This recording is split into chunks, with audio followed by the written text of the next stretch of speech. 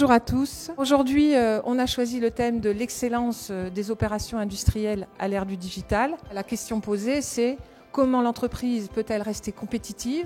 Comment le digital peut-il être un vecteur d'amélioration de l'offre de service, d'amélioration du time to market, d'optimisation des coûts, dans une compétitivité qui s'accroît avec des nouveaux entrants? Que peut nous apporter le digital? Il s'agit de la révolution industrielle liée aux objets connectés, à la virtualisation, au big data et à l'intelligence artificielle. Cette révolution touche toute la chaîne de valeur de l'entreprise, depuis le design et la conception jusqu'au service, à la maintenance, en passant évidemment par la fabrication, bien entendu la logistique, et aussi et surtout peut-être par le management et la culture de l'entreprise.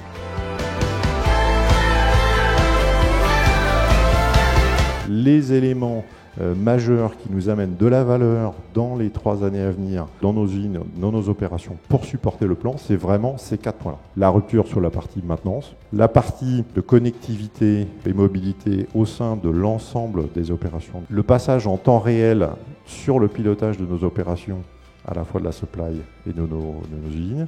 Et enfin, ce que j'appelle moi le full track and trace, c'est la capacité à tracer et à suivre complètement la fabrication d'une pièce. Nos priorités stratégiques, et on va venir bien sûr au digital, c'est bien sûr réinventer et sécuriser nos activités civiles et militaires d'aujourd'hui. La deuxième chose, c'est anticiper l'avenir. Donc il y a une pression du marché et donc un programme de transformation indispensable. Ariane 6, c'est notre cheval de bataille.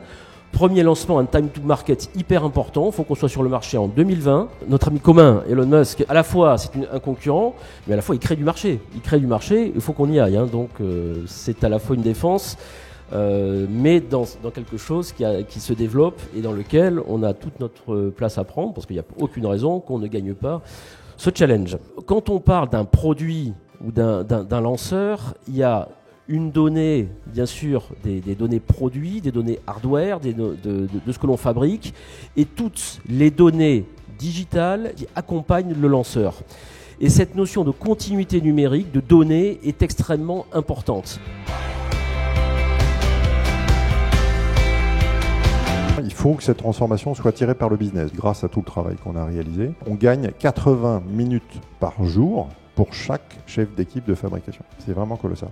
80 minutes, c'est pas pour autant que vous avez des gains derrière. Après, il y a un engagement managérial au niveau de la direction d'usine pour dire qu'est-ce que je fais de ces 80 minutes. Vous pouvez faire une priorité sur la qualité, une priorité sur l'excellence opérationnelle, une priorité sur du time to market. Voilà. Moi, je reviens sur le projet full track and trace qu'on est en train de mettre en place. On passe à un pilotage en temps réel parce qu'on a connecté l'ensemble de nos opérations. Et ça, c'est également une rupture assez majeure. C'est le Vision Center, c'est ce que nous sommes en train de réaliser.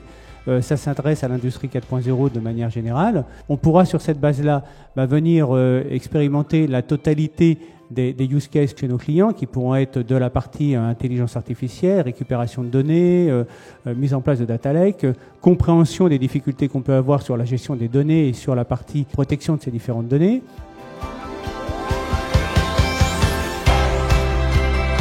Problématique de gestion du changement et de relation avec l'écosystème, alors interne et puis également partenaires, fournisseurs, clients, start-up, etc.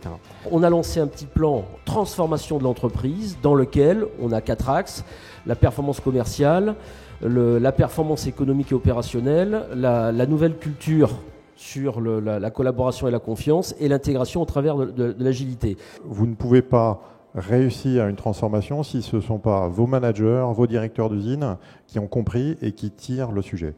En forçant les managers à utiliser les différents systèmes, on se met dans une boucle, on va dire, vertueuse, d'amélioration et de recentrage sur les priorités opérationnelles pour le directeur d'usine, pour le chef de projet, pour le pilote de la supply chain. C'est le digital au service de l'homme et pas le contraire. Et ça, on doit pouvoir le voir dans nos usines. Il y a la notion d'innovation et de laisser les usines, les opérationnels proposer des choses. Le risque, c'est la multiplication d'initiatives identiques et la perte d'efficacité. Donc c'est trouver la balance entre l'innovation et la rapidité de déploiement qui passe par une standardisation.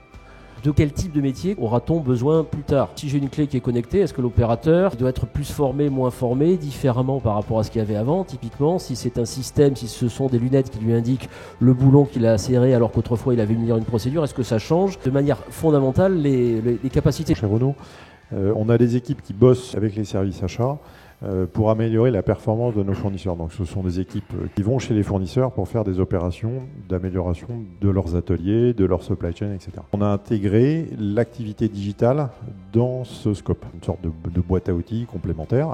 Cette transformation, elle est valable pour nous, elle est valable bien sûr pour l'ensemble des entreprises. Je pense qu'il y a vraiment des vrais enjeux derrière. On est confronté de manière assez brutale à des nouvelles concurrences qui nous obligent à nous transformer, et on va le faire.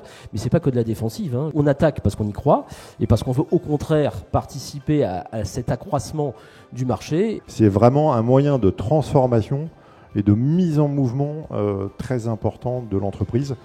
Donc voilà, donc c'est... Allez-y. Parce que c'est passionnant ce qu'on fait. On est prêt avec une Ariane 6 à envoyer une Renault quelque part